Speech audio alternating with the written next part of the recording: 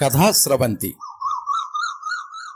K Lakshmi Shailaja గారి మనందరి కథలు కథా సంపుటం మొదటి భాగం నుండి వేరుపురుగు కథ రచన కె లక్ష్మీ శైలజ. వినిపిస్తున్నవారు పప్పు భోగారావు.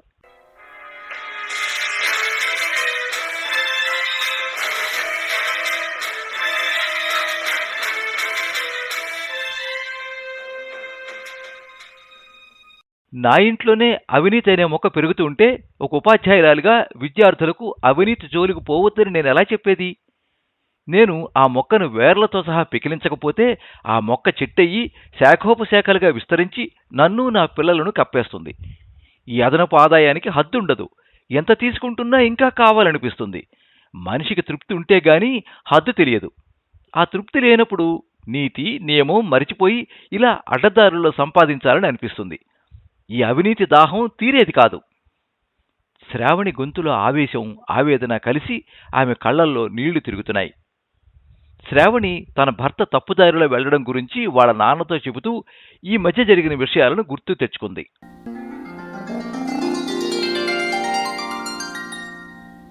శ్రావణికి ప్రదీప్తో పెళ్లయ్యి 3 నెలలైంది. ప్రదీప్ గవర్నమెంట్ ఆఫీసులో పనిచేస్తున్నాడు. గవర్నమెంట్ ఉద్యోగం భద్రత అనే ఉద్దేశ్యం గల వాళ్లలో శ్రావణి వాళ్ళ నాన్న ఒకరు. అందుకే శ్రావణికి పెద్ద హోదాలో ఉన్న ప్రైవేటు ఉద్యోగాల వాళ్ళను కాదని ప్రదీప్ సంబంధం చేశారు. శ్రావణి టీచర్గా పక్కపల్లెలో పనిచేస్తోంది. ఉదయాన్నే వెళ్లి సాయంత్రం వస్తుంది.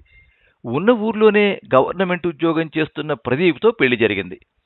వీళ్ళ ఇంటికి 20 కిలోమీటర్ల దూరంగా ప్రదీప్ వాళ్ళ ఇల్లు. శ్రావణి కాపురానికి వచ్చి 2 నెలలైంది. అత్తమామలు ప్రదీప్ అన్నగారి దగ్గర ఉన్నారు. వీళ్లు ప్రదీప్ ఆఫీసుకు దగ్గరగా ఇల్లు తీసుకున్నారు.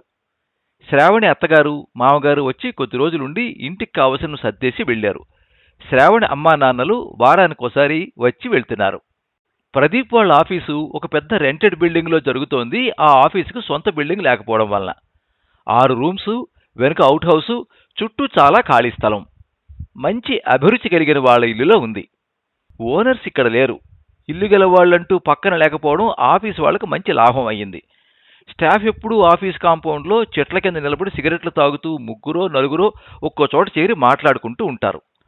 ఆఫీసు లోపల కంటే ఆఫీసు బయటే లావాదేవీలన్నీ జరిగి డబ్బులు చేతులు మారితేనే ఆఫీసు లోపల ఫైలు కదులుతుందట. కాంపౌండ్ బయట చెట్టు కింద వీళ్ల కోసమే ఒక టీ బంక్ ఉంది. ఎక్కువగా ప్రజలతో సంబంధం ఉన్న ఆఫీసు కనుక ప్రజలు తీర్థయాత్రలాగా వస్తూ పోతూ టీ తాగుతూ వ్యవహారాలు నడుపుకుంటూ ఉంటారు. ఆఫీసర్ గారు ఎప్పుడు పిలిచినా క్లర్కులు అందుబాటులో ఉండరు.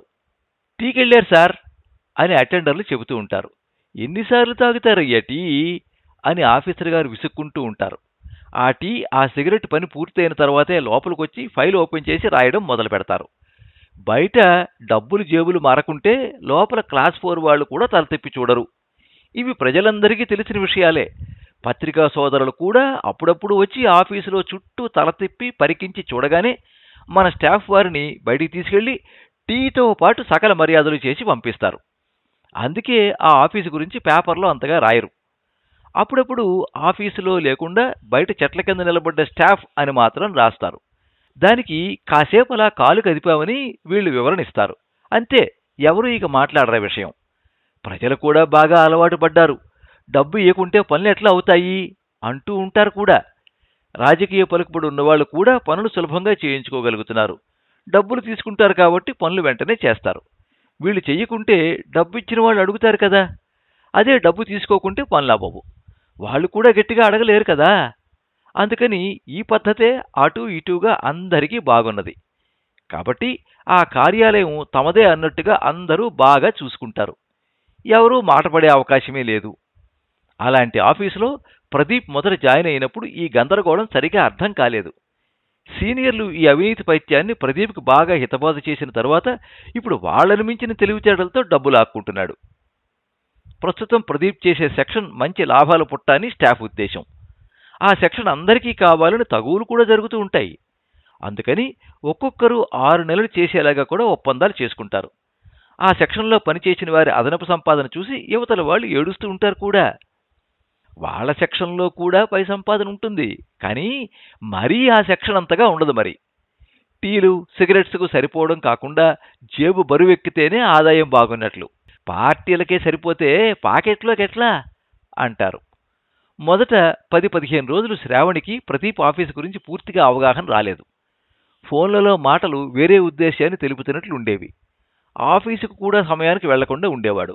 ఒక్కోసారి తీసుకెళ్లిన లంచ్ బాక్స్ ఖాళీ అవ్వకుండా వెనక్కొచ్చేది. ఫ్రెండ్స్తో కలిసి హోటల్కి వెళ్ళాననేవాడు. ఇంట్లో ఇద్దరూ కలిసి చక్కగా కాఫీలు తాగడం లేదు. బయట తాగినవి అతనికి ఎక్కువైపోతున్నాయి. శ్రావణికి ఏమీ అర్థం కాలేదు. ఇలా అయితే ఆరోగ్యం ఎలా బాగుంటుంది అనుకునేది. ప్రదీప్ జేబులో డబ్బు ఉండడం చూసి నెల మధ్యలో ఇంత డబ్బు ఎందుకుంది అనుకుంది ఒకరోజు. ఆ తర్వాత గమనిస్తే రోజు ఉంటోంది. డబ్బు ఏటీఎం కార్డు బీరువాలోనే ఉంది. ఆఫీసు గురించి అప్పుడప్పుడు ప్రదీప్ చెప్పే మాటలు, ఫోన్లో వింటున్న మాటలు క్రోడీకరించుకుంది. ఒకరోజు ప్రదీప్ను నిలదీసింది, ఇంత డబ్బు జేబులో ఎందుకుందని. ఆ రోజుకేదో సర్ది చెప్పి తప్పించుకున్నాడు. తర్వాత 2 సార్లు ఏమీ చెప్పలేకపోయాడు. ఇప్పుడు ఇక నిజాన్ని ఒప్పుకోక తప్పలేదు ప్రదీప్కు. ఆఫీసులో అలా తీసుకోక తప్పదని, మనం తీసుకునే ఆఫీసర్కి భాగం ఇవ్వాలని చెప్పాడు. ప్రదీప్ను ఈ అవినీతి వ్యవహారాల్లోంచి బయటపడేయాలంటే అతనికి ఎదురు చెప్పక తప్పదని నిర్ణయించుకుని ఈ వ్యవహారం మానేయమంది. అలా తీసుకోకుంటే ఆఫీసులో తనను అరుస్తారని, వాళ్ళ భాగం పోతుందని కోప్పడతారని ప్రదీప్ వివరంగా చెబుతూ ఉంటే శ్రావణికి నోట మాట రాలేదు. ప్రజలు అడగకుండానే ఇస్తారని, చాటుగా ఏమీ తీసుకోమని, పబ్లిక్గానే తీసుకుంటామని చెప్పాడు కూడా. ఈ అదనంగా సంపాదించిన డబ్బు మనకేమీ మిగలదు. ఇలా వచ్చింది అలా పోతుంది. పోయిన వారం చిన్న జ్వరం వస్తే 2000 ఖర్చవ్వలేదా? నిదానంగా ఆలోచించి ఆఫీసర్ని అడిగి ఆ సెక్షన్ నుంచి ఇంకో సెక్షన్కు మార్పించుకుంటే మనకు బాగుంటుంది అని శ్రావణి ప్రదీప్ను బ్రతిమలాడుకుంది. అయితే శ్రావణి మాటలు ప్రదీప్కి విసుగు తెప్పిస్తున్నాయి. అందరూ తీసుకుంటున్నారు, తను తీసుకున్నాడు. అందుకే తనేం ప్రత్యేకంగా లంచగొండి కాదు అని ప్రదీప్ ఉద్దేశం. ఆఫీసులో నేను మడికట్టు కూర్చోలేను అన్నాడు. నేను ఇలా డబ్బులు వద్దని చెబితే నన్ను పిచ్చివాడిని చూసినట్టు చూస్తారు. ఇంకా వాళ్ళు తీసుకుంటూనే నేను వద్దని చెబితే నేను వాళ్ళని అవమానపరిచినట్లుగా ఫీల్ అవుతారు. నన్ను వెలివేసినట్లుగా చూస్తారు. నీకు ఇవన్నీ తెలియదు, అన్నీ తెలిసినట్టు మాట్లాడతావు. ఆడవాళ్ళందరూ ఇంకా ఎక్కువ డబ్బు కావాలని అడుగుతారు కదా, నువ్వేంటి డబ్బు వద్దంటావు అని కోప్పడ్డాడు. కానీ అదనపు ఆదాయాన్ని తీసుకోవడం మాత్రం మానలేదు. ఒకరోజు శ్రావణి ఎక్కడో ఒక ఆఫీసర్ను అవినీతి నిరోధక శాఖ వాళ్ళు ట్రాప్ చేసి పట్టుకున్నారని టీవీలో చూసి పెద్ద గొడవే చేసింది. అలాంటి అవమానం మనకు జరగకూడదు అని ఎంతో నచ్చచెప్పింది. ప్రదీప్ విసురుగా తల తిప్పి వెళ్ళిపోయాడు. అందుకే ఈ జాడ్యాన్ని ఇక వదిలించాల్సిందేనని గట్టిగా నిర్ణయించుకుంది. ఆ రోజు మధ్యాహ్నం వాళ్ళ నాన్నకు ఫోన్ చేసి ఈ వివరం అంతా చెప్పింది. ఎలాగైనా మాన్పించాలి, ఉపాయం ఆలోచించమంది. ఆఫీసులో నలుగురిలో ప్రత్యేకంగా ఉండాలంటే ఇబ్బంది అంటున్నాడు. పిరికివాడని ఎగతాళి చేస్తారని ఫీల్ అవుతున్నాడు. ఒక్కోసారి మానేస్తామనిపిస్తోంది, కానీ కుదరలేదంటాడు అని కూడా చెప్పింది. కూతురి చెప్పింది వినగానే ఆయనకు మొదట బాధ కలిగింది. ఎందుకంటే ఆయన కూడా నిజాయితీగా ఉద్యోగం చేస్తాడు. అందుకే శ్రావణికి కూడా ఆ నిజాయితీ వంటపట్టింది. తన బాధను బయటికి చెబితే శ్రావణి ఇంకా డీలా పడుతుందని శ్రావణితో మామూలుగానే మాట్లాడాడు. అలాగైతే ఒక పని చేయండమ్మా, ప్రదీప్ ఎలాగూ ద్వైతీభావంతో ఉన్నాడు. ఈ పాడు అలవాటుని మానేయాలని అతనికి ఉంది కాబట్టి మానేసే ఉపాయం ఆలోచిద్దాం. మీరు ఈ సంక్రాంతి పండుగకు మన ఇంటికి వచ్చేయండి. 2 రోజులు ఎక్కువగా సెలవు పెట్టండి. ఆ టైంలో వాళ్ళ ఆఫీసుకు అవినీతి నిరోధక శాఖ వాళ్లను నా ఫ్రెండ్ శ్రీధర్ నడికి పంపించే ఏర్పాటు చేస్తాను. అప్పుడు ప్రదీప్ ఆఫీసులో ఉండడు కనుక ప్రదీప్కు ఇబ్బంది రాదు. ఆ రోజు ఎవరు లంచం తీసుకుంటారో వాళ్ళు అరెస్ట్ అవుతారు. ఒకసారి ఆఫీసులో ఇలా జరిగితే కొద్ది రోజులు ఎవరూ లంచం మీద దృష్టి పెట్టరు, భయపడతారు. ఆ సమయంలో మనం ప్రదీప్కు బాగా నచ్చచెప్పవచ్చు అన్నాడు. అలాగే నాన్న, కానీ నువ్వు చెప్పి చేయించినట్లు ఎక్కడా బయటపడొద్దు. పండక్కు నువ్వు పిలువు, మేము వస్తాం. నువ్వు నీ ప్రయత్నం చేసుకో. నాతో కూడా మన ఇంట్లో ఈ విషయం డిస్కస్ చేయకు అంది శ్రావణి. మంచి అలవాటును త్వరగా ఎలా అలవాటు చేసుకోలేమో అలాగే చెడు అలవాటును త్వరగా విడిచిపెట్టలేము. మనం ఈ చెడు అలవాటును కూకటి వేళ్లతో పెకిలించకపోతే రేపు ఇల్లంతా అవినీతిమయమైపోతుంది. ఎప్పుడూ టెన్షన్గా ఎప్పుడేం జరుగుతుందో ఎవరేమంటారని భయపడుతూ ఉండాలి. అందుకే నేను ఈరోజు చాలా గట్టిగా ప్రదీప్ను వ్యతిరేకించి మాట్లాడాను. నువ్వు మాత్రం ప్రదీప్ని ఏమీ అనకుండా ఉండు, మళ్ళీ కోపం వస్తుంది అన్నది మళ్ళీ. సరేనమ్మా, నేను ఈ విషయం తెలియనట్లే ఉంటాను, మీతో ఈ విషయం ఏమీ మాట్లాడను అన్నాడు వాళ్ళ నాన్న. అన్నట్లుగానే శ్రావణి నాన్నగారు 2 రోజుల తర్వాత అల్లునికి ఫోన్ చేసి పండగకు కూతురుతో సహా రమ్మని చెప్పాడు. 2 రోజులు ఎక్కువ సెలవు పెట్టమని, పండుగ వెళ్లిన తెల్లవారి అందరూ కలిసి పెంచల కోన, తర్వాత రోజు జొన్నవాడ చూసి వద్దామని చెప్పాడు. ఆ ప్రకారమే పండుగ తర్వాత 2 రోజులు సెలవు పెట్టి మామగారింటికి వెళ్తున్నానని ఆఫీసర్తో చెప్పి సెలవు చీటీ ఇచ్చాడు ప్రదీప్. ఓహో, ప్రదీప్ అత్తగారింటికి వెళ్తున్నాడు, వచ్చేప్పుడు మనకు స్వీట్లు తెస్తాళ్లే అన్నారందరూ. సరే అలాగే అన్నాడు ప్రదీప్. అక్కడ శ్రావణి వాళ్ళ నాన్న తన స్నేహితుడు శ్రీధర్ని కలిసి విషయమంతా చెప్పాడు.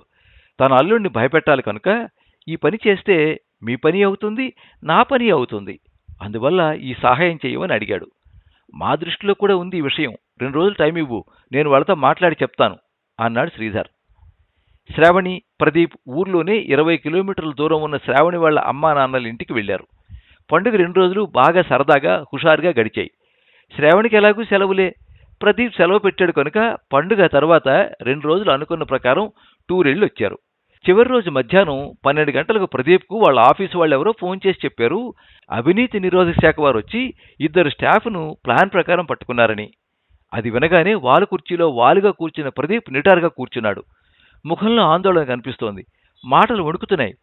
శ్రావణి ఏమీ తెలియనట్లుగా పక్క రూంలోకి వెళ్ళింది, ఎదురుగా ఉండడం ఎందుకని. వాళ్ళ నాన్నకు ఈ విషయం ముందే తెలుసు కాబట్టి పేపర్ చదువుకుంటూ ఉన్నాడు తన రూంలో పడుకొని. ప్రదీప్ ఒక 10 నిమిషాల తర్వాత శ్రావణ్ని పిలిచి మనం ఇంటికి వెళ్దాం అన్నాడు.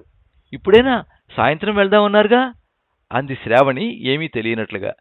కాదులే, కొంచెం పని ఉంది, వెళ్దాం, మా ఫ్రెండ్ ఫోన్ చేశాడు అన్నాడు. సరే నేను బయలుదేరింది శ్రావణి.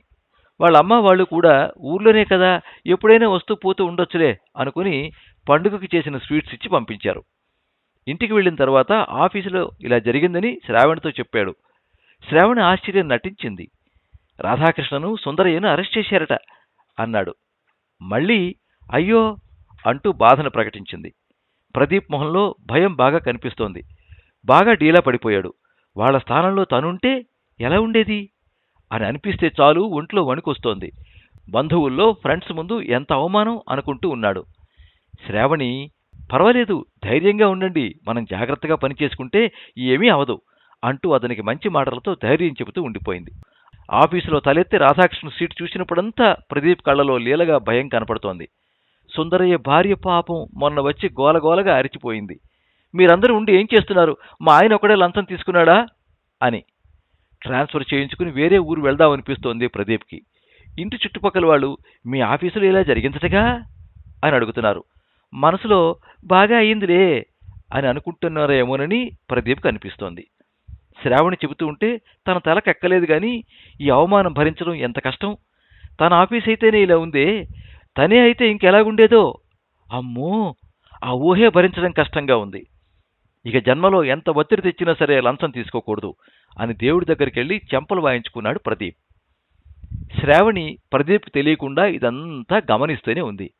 ప్రదీప్ చూడకుండా తను నమస్కారం చేసుకుంది.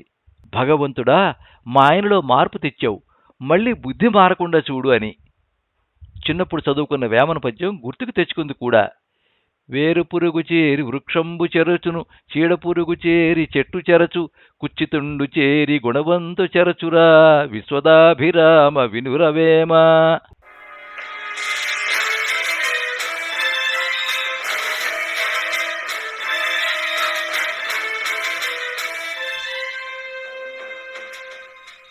మీరింతవరకు వేరుపురుగు కథ విన్నారు.